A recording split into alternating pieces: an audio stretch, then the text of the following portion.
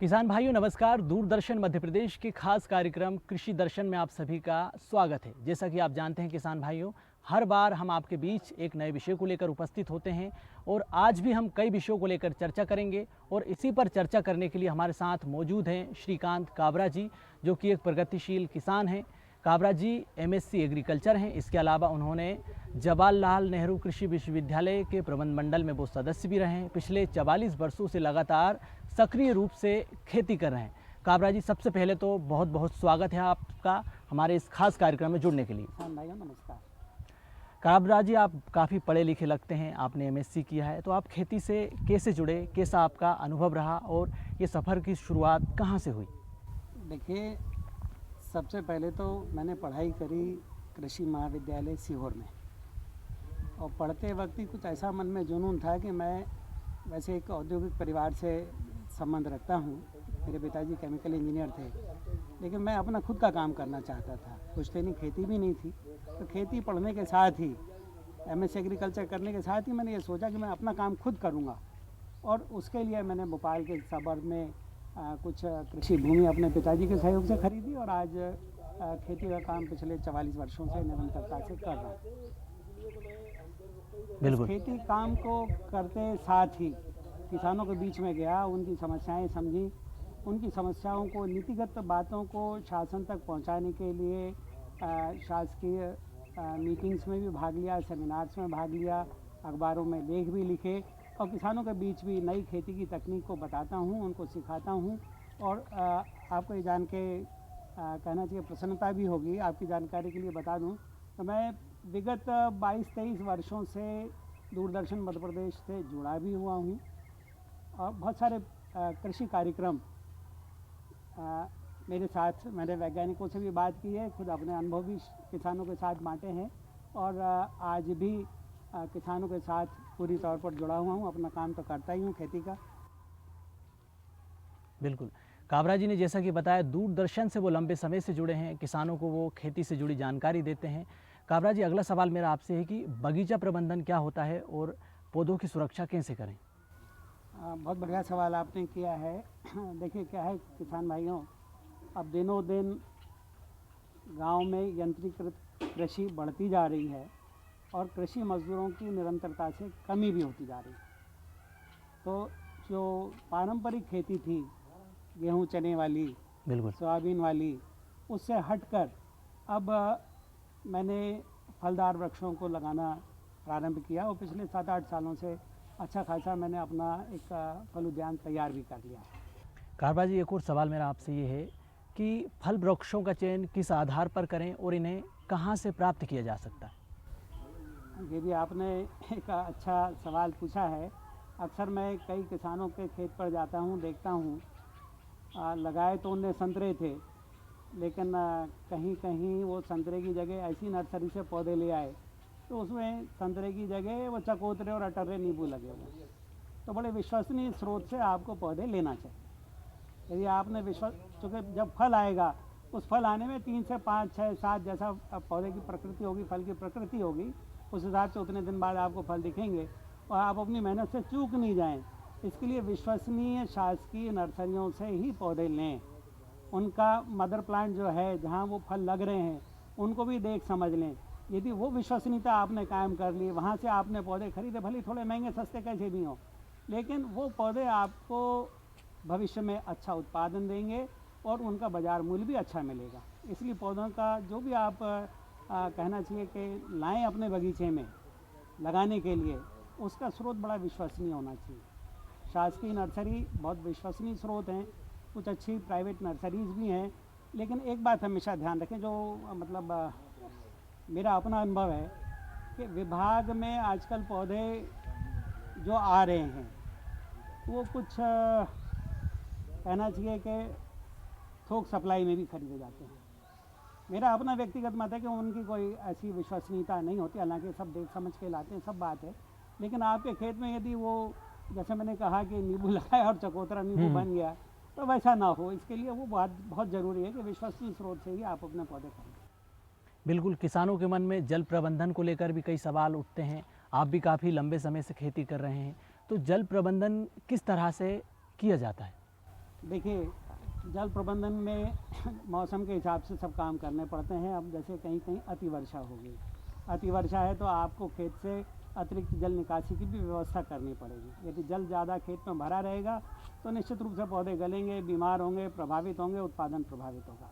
यदि अतिवर्षा की स्थिति है तब भी आपको पानी का निकास का प्रबंध करना पड़ेगा। और यदि वर्षा कम हुई या आपको समय समय पर जब वर्षा मतलब पानी देना है पौधों की मांग के हिसाब से, उस वक्त में आपको पानी के स्रोत से व्यवस्था करनी पड़ेगी। पानी देने के कई वैज्ञानिक तरीके हैं, नाली से और क्यारियाँ बना के भी, लेकिन और आज नया तरीका है जिसमें कम पानी से भी ड्रिप इरिगेशन, हमारे किसान भाई भी परिचित हैं, ड्रिप इरिगेशन लगाएं तो बढ़िया बात है। लेकिन इसमें एक बात ध्यान रखने की है, आजू बाजू किसान भी यदि ड्रिप इरिगेशन लगाएं, वो प्रबंध करें, तब तो ये व्यवस्था अच्छी है।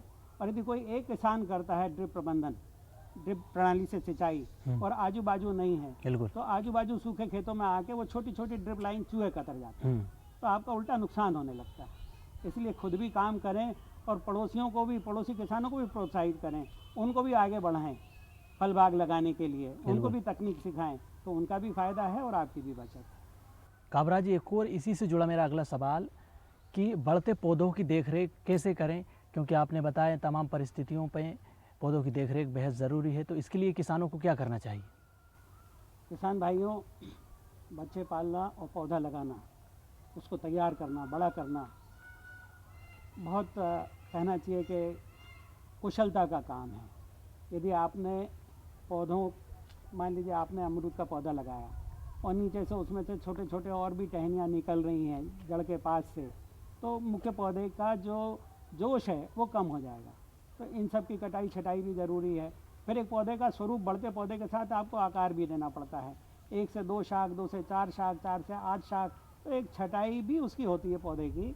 और छटाई आप यदि समय पर करेंगे तो निश्चित रूप से एक पौधे का गुंबदनुमा एक फैला हुआ विस्तृत आकार होगा, जिसमें हर पत्ती पर हवा भी आएगी, धूप भी आएगी, पत्तियां भी अपना रोशनी से, सूर्य की रोशनी से भोजन बनाएंगी, कीड़े बीमारी भी कम लगेंगे। इसलिए ये सब बातें पौधे के विन्यास को ध्यान करते हुए उसका वैज्ञानिक भाषा में बोलते हैं प्रूनिंग करनी चाहिए, और अपने हिंदी में बोलते हैं कटाई छटाई। तो उस पर भी ध्यान देना चाहिए कि पौधा सही आकार का हो जाए।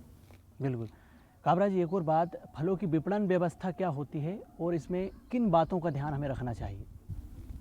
ये भी किसान भाइयों बहुत बढ़िया सवाल है। आज की तारीख में बहुत सी नई फसलें आ रही हैं, और नई फसल आने के बाद जब हम उगाते हैं, वो उगाने के बाद जब मार्केटिंग की उसकी नौबत आती है, बेचने की नौबत आती है, तो आजू बाजू हमको बाज़ार मिलता नहीं, हमको औने पौने बेचनी पड़ती है। क्योंकि निश्चित रूप से पहली जब आप फसल लाएंगे, लगाएंगे, तो उसका उत्पादन कोई ट्रक में तो होता नहीं, छोटा छोटा उत्पादन होता है, और छोटे उत्पादन की कीमत किसान भाइयों को बाज़ार में कम मिलती है। तो ध्यान दें तो फ़ायदा होता है।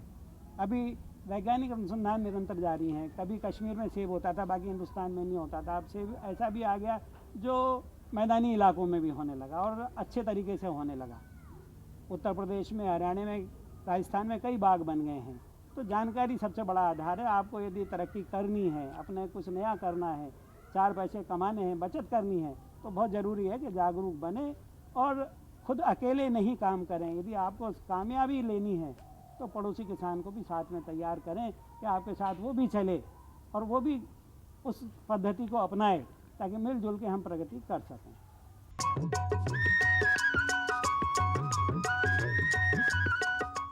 अरे सुन तो। मुझे क्या सुनाना चाहते हो? जो सुनाओ मेरी सौतन को। किसको? अरे वही तुम्हारा मोबाइल फोन, जिससे सुबह शाम दिन रात चिपके रहते थे और कहते थे किसान कॉल सेंटर से बातें हो रही हैं। अच्छा, ये बात है। हाँ, क्यों? क्या हुआ? अब बात नहीं होती क्या? अब तो झट से बात हो जाती है। संबंधी समस्याओं का अपनी भाषा में तुरंत हल पाने के लिए पूरे भारत में किसी भी फोन से हेल्पलाइन नंबर पर संपर्क करें। किसानों का दोस्त किसान कॉल सेंटर।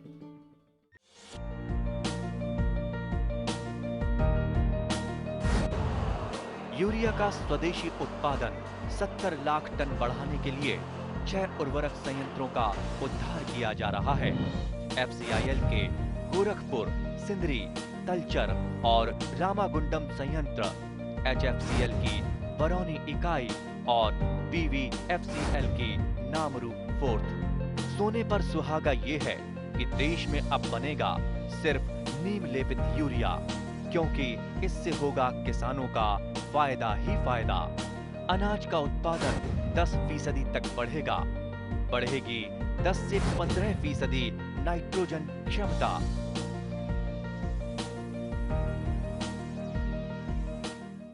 आम किसान, गरीब किसान बगीचा प्रबंधन को कैसे कर सकते हैं? सरकार की ऐसी कोई योजनाएं जो कि गरीब किसानों को सहायता प्रदान करती हों, इसके बारे में अगर आपके पास जानकारी हो तो ज़रूर बताएं। नहीं, बहुत सारी उद्यान की विभाग की योजनाएं हैं। हॉर्टिकल्चर मिशन चल रहा है, नेशनल हॉर्टिकल्चर मिशन है। आपको यदि सिंचाई के लिए ड्रिप प्रणाली लगानी हो, आपको यदि फेंसिंग करनी हो, आपको यदि कृषि यंत्र में ट्रैक्टर जैसी चीज़ें भी खरीदनी है, आपको बड़े स्प्रेयर खरीदने हैं, हर चीज़ के लिए शासकीय अनुदान उपलब्ध है, शासकीय मार्गदर्शन उपलब्ध है। बिल्कुल। आपके जो भी शासकीय अधिकारी हैं उनसे दोस्ती करिए। सफल बागवान बनना है तो उनसे दोस्ती करिए, वो आपको सब बताएंगे और उस चीज़ को फिर आप अपनाइए। योजनाएं शासन के पास सब हैं, यदि आपको लाभ लेना है तो पहला कदम आपको बढ़ाना होगा। बिल्कुल। ग्रामीण क्षेत्रों में हम देखते हैं बगीचा प्रबंधन को लेकर किसानों में जागरूकता कम है, तो किसानों की जागरूकता के लिए सरकार को और विशेषज्ञों को क्या कुछ करना चाहिए? देखिए, पहली बात तो ये कि जो जागरूक हैं वही आगे बढ़ते हैं। बिल्कुल। जो जागरूक नहीं है उनको तो सोने से फुर्सत नहीं, और जो जागरूक हैं वो सब तरीके से, कहाँ की शासकीय योजनाएं हैं, कहाँ टीवी पे प्रोग्राम आ रहा है, कौन सा विशेषज्ञ है, कौन सा अनुसंधान केंद्र है, कौन से अच्छे किसान किन फसलों को, किन फल बागों को तैयार कर रहे हैं, सब जगह झांकते हैं। पहले जानकारी जुटाना है। जानकारी जुटाने में जितने आप सजग होंगे उतना ही प्रयत्नशील होकर आप फल बाग लगा सकते हैं। बिल्कुल। खाली मेहनत करने से काम नहीं बनता, बिल्कुल। मेहनत के साथ जानकारी भी उतनी ही जरूरी है। बिल्कुल। जानकारी लीजिए और प्रगति के पथ पर आगे बढ़िए। बिल्कुल। एक खेती विशेषज्ञ के तौर पर, खेती के जानकार के तौर पर आप हमारे किसान भाइयों को क्या संदेश देना चाहेंगे? मैं बार बार यही कहता हूँ, खेती की यदि आपको करनी है तो सबसे पहले तो बढ़ती लागत कैसे कम करें इस पर ध्यान दीजिए। रोज़ बाज़ार में नए प्रोडक्ट्स आते हैं, नई नई चीज़ें आती हैं। आप बहुत बड़े पैमाने पर कोई भी ला के नई चीज़ खेत में मत लगाइए। पहले थोड़े में लगाइए, अपने पास ही उसको बढ़ाइए, और उसके बाद फिर आप उसको कम लागत में जितना खेती करेंगे वही आज की तारीख में खेती पे मुनाफा है। आप यदि अपना माल छांट कर ग्रेडिंग करके बाज़ार में ले जाएंगे तो आपको निश्चित रूप से आपकी उपज का अच्छा दाम मिलेगा। कटे हुए फल, सड़े हुए फल, छोटे फल, इन सबको अलग कर दीजिए। अपना गेहूँ भी हम बेचते हैं, यदि छान के गेहूँ बेचेंगे तो हमको बाज़ार में अच्छा दाम मिलेगा। तो ये तो जैसा माल होगा वैसा भाव होगा। तो एक तो लागत में कमी कैसे की जाए, बिल्कुल, कैसे नई नई जानकारी, नए बीज, नए व्यवस्थाएं जुटाई जा सकती हैं, कहाँ सरकारी अनुदान मिलता है वो जाने, उनको लें। समय पर जो फार्म भरने पड़ते हैं सरकारी व्यवस्था के लिए, अनुदान के लिए, वो बने। और सब तरीके से जागरूक बनेंगे तो निश्चित रूप से आपको खेती में फ़ायदा ही फ़ायदा है। बिल्कुल। हाँ, ये ज़रूर है कि प्रकृति के साथ आपको जूझना है तो मौसम की जानकारी भी फिर उतनी ज़रूरी है। कब कैसा मौसम रहेगा, आजकल रोज़ मौसम के बुलेटिन भी आते हैं। मौसम के साथ तालमेल आप बैठाएंगे तो आप खेती में कामयाब हैं। किस तरह की फसलें आप उगाते हैं, किस तरह की सब्जियां, फल आप उगाते हैं और क्या अनुभव रहा आपका, आप बताएं। देखिए, मैंने जब वो ज़मीन खरीदी थी तब भी वो भोपाल नगर के विकास एरिया में थी, इसलिए मैंने ये ध्यान रखा कि किसी भी तरीके से वहाँ पर शुरुआती दौर में तो वहाँ खाली ज्वार की खेती होती थी, मक्का की खेती होती थी, सिंचाई के साधन कम थे, तो सिंचाई के साधन किए, ट्यूबवेल लगाए, नदी से पानी खींचने के लिए पंप्स लगाए, पाइपलाइनें ली। अभी स्प्रिंकलर्स का और अभी बड़े स्प्रिंकलर्स का भी इस्तेमाल करते हैं खेती में। पहले बैलों से खेती होती थी, ट्रैक्टर भी इलाके में सबसे पहले मैं ही लाया। मतलब जो भी नए इलाके में चीज़ें आई मेरे गांव में, पढ़ा लिखा होने के नाते सूझबूझ के साथ उनको लाया, उनको इस्तेमाल किया, लोगों ने देखा, सीखा और उसको रेप्लिकेट किया, उसको अपनाया। प्लानिंग एरिया में होने के नाते मैंने कभी उस क्षेत्र में फल बाग लगाने का नहीं सोचा। आज फल बाग यदि उस समय लगा लेता तो आज कहना चाहिए कि टाउन प्लानिंग वाले वहाँ पे हरित पट्टी कर देते, खेती के दाम जो हैं वो होने पौने और फ्लॉप हो जाते, कम हो जाते। तो वहाँ नहीं, वहाँ से हट के भोपाल से 20 किलोमीटर दूर पे मेरा एक फार्म है 22 एकड़ का, बिल्कुल उसमें मैंने फल बाग लगा रखा है जी। और भरपूर खाता भी हूँ, खिलाता भी हूँ, बेचता भी हूँ और इसी वजह से समाज में लोकप्रिय भी हूँ। बिल्कुल खाइए भी, खिलाइए भी, उगाइए भी, मेहनत भी करिए और अच्छा नामा भी कमाइए। तो किसान भाइयों, आपने जाना काबरा जी से बगीचा प्रबंधन में बरती जाने वाली सावधानियों के बारे में और उससे जुड़ी तमाम सरकारी योजनाओं के बारे में। बहुत बहुत शुक्रिया, धन्यवाद आपका काबरा जी हमसे जुड़ने के लिए। मैं दूरदर्शन का भी धन्यवाद करता हूँ किसान भाइयों, जिसने एक मौका दिया किताबी ज्ञान से हटकर जो मेरा व्यक्तिगत पारंपरिक ज्ञान का अनुभव था, पढ़ाई का अनुभव था, आपके साथ बातचीत करने के लिए, शेयर करने के लिए आपका भी बहुत बहुत धन्यवाद। फिलहाल किसान भाइयों नमस्कार, आप देखते रहिए दूरदर्शन मध्य प्रदेश।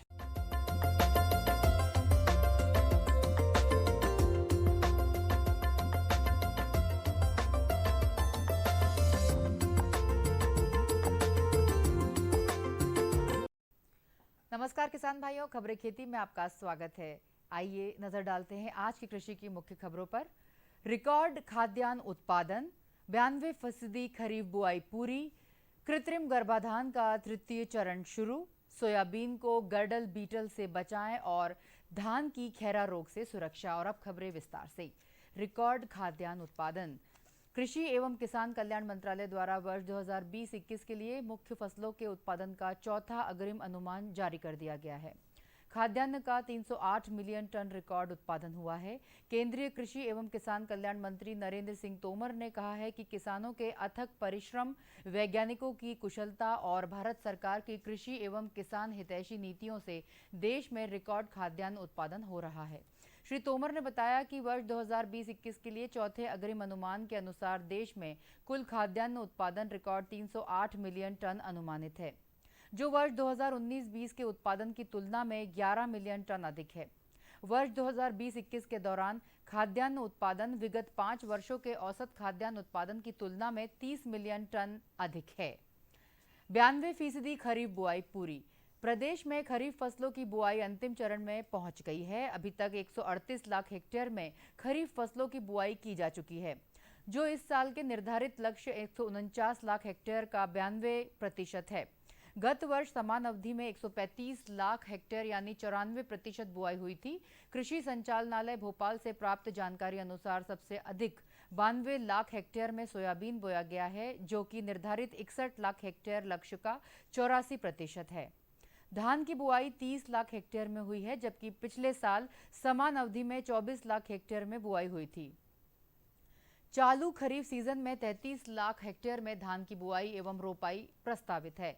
ज्वार की बुआई 1.5 लाख हेक्टेयर लक्ष्य के विरुद्ध 1.5 लाख हेक्टेयर में हुई है। मक्का, उड़द, तुअर, कपास एवं मूंगफली की बुआई निर्धारित लक्ष्य से ज्यादा हुई है।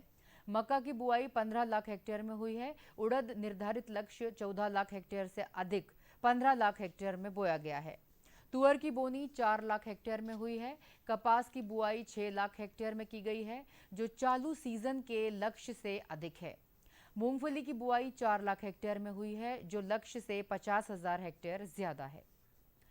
कृत्रिम गर्भाधान का तृतीय चरण शुरू। गौ भैंस वंशीय कृत्रिम गर्भाधान कार्यक्रम का तृतीय चरण 1 अगस्त 2020 से 31 जुलाई 2021 तक प्रदेश के सभी जिलों में संपन्न किया गया। इसमें 500 गांवों में 50,000 गौ भैंस वंशीय पशुओं में कृत्रिम गर्भाधान का लक्ष्य था। कार्यक्रम में राष्ट्रव्यापी कृत्रिम गर्भाधान कार्यक्रम का तृतीय चरण प्रदेश के सभी जिलों में 1 अगस्त 2021 से प्रारंभ होकर 31 मई 2022 तक चलेगा। जो गांव कार्यक्रम के प्रथम एवं द्वितीय चरण में वंचित रह गए थे, उन्हें तृतीय चरण में प्राथमिकता दी जाएगी। सोयाबीन को गर्डल बीटल से बचाएं। गर्डल बीटल कीट सोयाबीन की फसल में 30 से 75 दिन की अवस्था तक बहुत सक्रिय रहता है।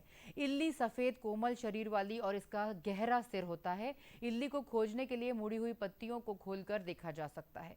इल्ली अवस्था में ज्यादा नुकसान पहुंचाते हैं। इससे ग्रसित पौधे खेत में आसानी से पहचाने जा सकते हैं। इन अंडों से निकली हुई इल्लियां तने में सुरंग बनाकर नीचे की तरफ खाती हुई चली जाती हैं और इसे अंदर ही अंदर खोखला कर देती हैं, जिससे फलियों की संख्या एवं पैदावार में भारी गिरावट आ जाती है।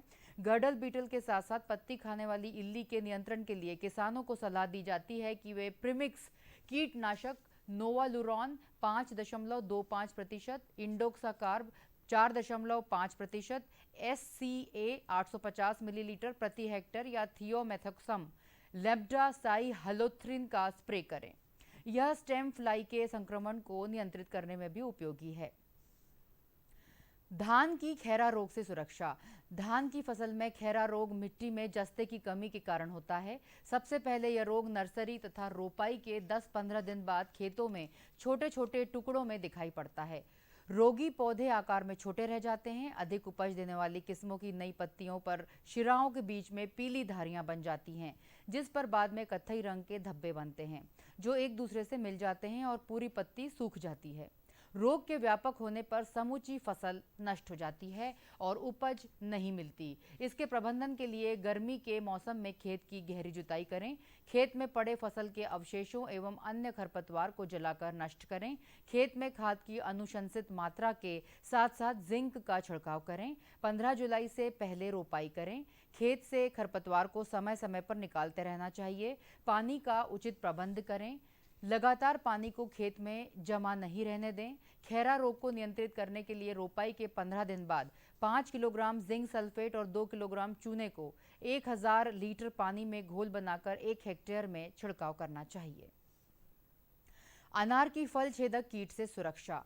अनार की फसल में मादा तितली अनार के पुष्प और बनते फलों पर या फल के पास वाली पत्तियों पर या तने पर एक एक कर अंडे देती है। अंडे से 7 से 10 दिन में लट निकलकर बनते हुए फलों में प्रवेश कर जाती है, जो कि फलों के अंदर बीजों को खाती रहती है, जिससे फल सड़कर नीचे गिर जाते हैं। इसकी रोकथाम के लिए ग्रसित फलों को इकट्ठा कर नष्ट कर दें या जला दें। एक लाइट ट्रैप प्रति एकड़ लगाकर इस कीट का नजर रखें। फलों को पकने से पूर्व बटर पेपर से या मसलिन क्लॉथ से ढक दें। कार्बरिल 50 WG 4 ग्राम या मेलाथियन 2 मिलीलीटर प्रति लीटर पानी में घोल बनाकर छिड़काव करें और 15 से 20 दिन के अंतराल पर फिर से दोहरावें। सोयाबीन कृषकों के लिए उपयोगी सलाह। कृषि विज्ञान केंद्र शाजापुर के वैज्ञानिकों द्वारा सोयाबीन की वर्तमान परिस्थिति को देखते हुए विभिन्न ग्राम टुगनी, सॉफ्टी, बिजाना, सतगांव, गोपीपुर, लोहरावास आदि का भ्रमण किया गया। भ्रमण के समय कृषकों को उनके खेतों पर फसल की स्थिति अनुसार सलाह दी गई। कृषकों को यह भी सलाह है कि पत्ती खाने वाली इल्लियों से सुरक्षा हेतु फूल आने से पहले क्लोर एंट्री नीलूप्रोल 18.5 SC से फसल पर छिड़काव करें। इससे अलग 25 से 30 दिनों तक इन कीटों से सुरक्षा मिलती है। कुछ क्षेत्रों में सोयाबीन के पर्णभक्षी कीटों जिसकी की इल्ली, तंबाकू की इल्ली एवं हरी अंध अर्धकुंडलक इल्ली का प्रकोप होने की सूचना प्राप्त हुई है। सोयाबीन का जैविक उत्पादन करने वाले कृषकों को सलाह है कि चने की इल्ली तथा तंबाकू की इल्ली के जैविक नियंत्रण हेतु वायरस आधारित कीट विशेष जैविक कीटनाशक HANPV अथवा SLNPV दोनों प्रत्येक की 250 LE प्रति हेक्टेयर की दर से प्रकोप प्रारंभ होने की स्थिति में छिड़काव करें। तो किसान भाइयों, आज खबरें खेती में बस इतना ही। अब मुझे आज्ञा दीजिए। नमस्कार।